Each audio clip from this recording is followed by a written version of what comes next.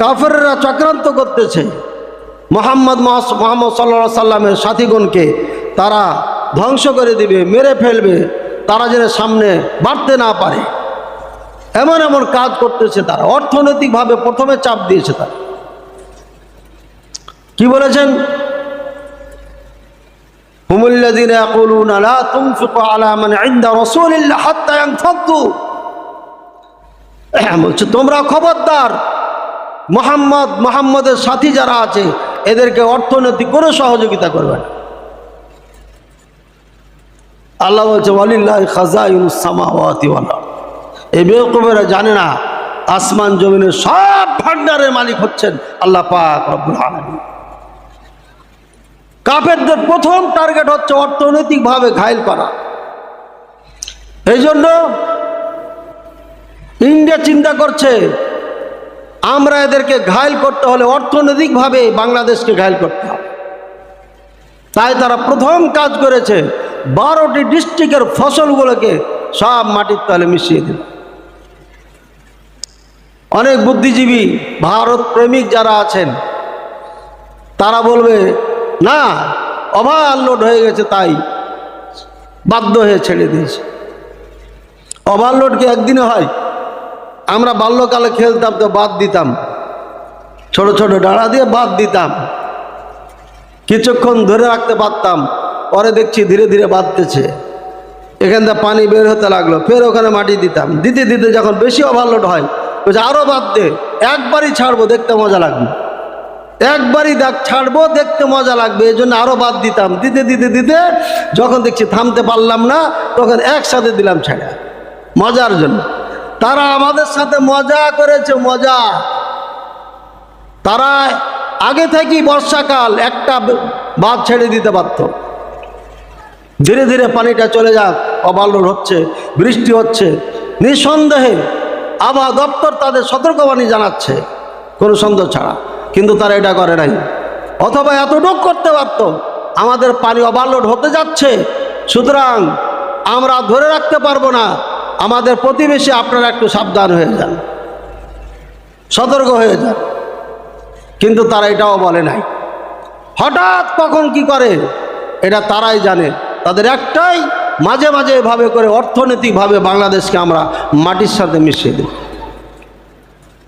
কিন্তু জনগণের যদি ইউনিটি থাকে, জনগণের যদি ভালোবাসা মহাব্বত থাকে, সততা থাকে, দুর্নীতি মুক্ত থাকে, তাহলে পারে 12টি ডিস্ট্রিক্টে যা ক্ষয়ক্ষতি হয়েছে তা কোনো ব্যাপার না, এটা পূরণ করা খুব সহজ।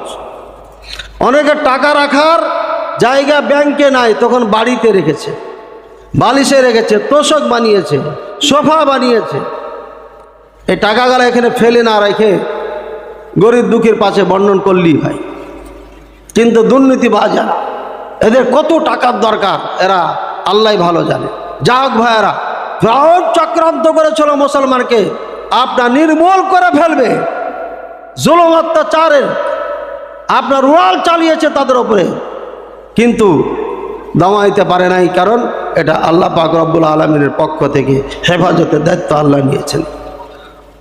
ওয়ালাম তাকু ফি দায়কিম মিম্মা ইয়ামকুরুন, হে মুহাম্মদ সাল্লাল্লাহু আলাইহি ওয়াসাল্লাম, তাদের চক্রান্তর কারণে আপনি দুর্বল হয়েন না, কারণ তারা চক্রান্ত করবে কিন্তু আপনাকে নির্মূল করতে পারবে না, শেষ করতে পারবে না। আল্লাহ তাআলা আমাদেরকে সতর্কবাণী দিয়ে দিয়েছেন। وكذلك أخذ ربك إذا أخذ القرى وهي ظالمة إن أخذه أليم شديد। সূরা হুদ 102 নম্বর আয়াত বলছে এইভাবে আমরা জালেমদেরকে পাকড়াও করি, আমরা জালেমদেরকে এইভাবেই পাকড়াও করে থাকি। কোনো এক গ্রাম যখন অন্যায়ে লিপ্ত হয়ে যায়, জড়িত হয়ে যায়, জুলুম করতে থাকে, আমরা তখন তাকে কঠিনভাবে ধরি। ভাইয়ের আমার, আল্লাহ রাসূল সাল্লাল্লাহু আলাইহি ওয়াসাল্লাম বলছেন আয-যুলমু যুলুমাত, অন্যায়, জুলুম, অত্যাচার এটা অনেক অন্ধকার, একটা অন্ধকার না, অনেক অন্ধকার। জুলুমাত বলা হয়েছে, এর কত অন্ধকার। এ দুনিয়াতে সে অন্ধকার দেখবে, দুনিয়ার মান সম্মান ইজ্জত হারাবে, তারপরে এই অর্থ সম্পদ জুলুম অত্যাচার তাকে সবসময় পীড়া দিবে যে আমি এই কাজটা করছি, এটা অবশ্যই অন্যায়, কিন্তু সে অহংকার বশত করে যাচ্ছে। এরপরে যখন মারা যাবে তখনও তার উপরে অন্ধকার ছেয়ে আসবে, ঈমান নিয়ে কবরে যেতে পারবে না।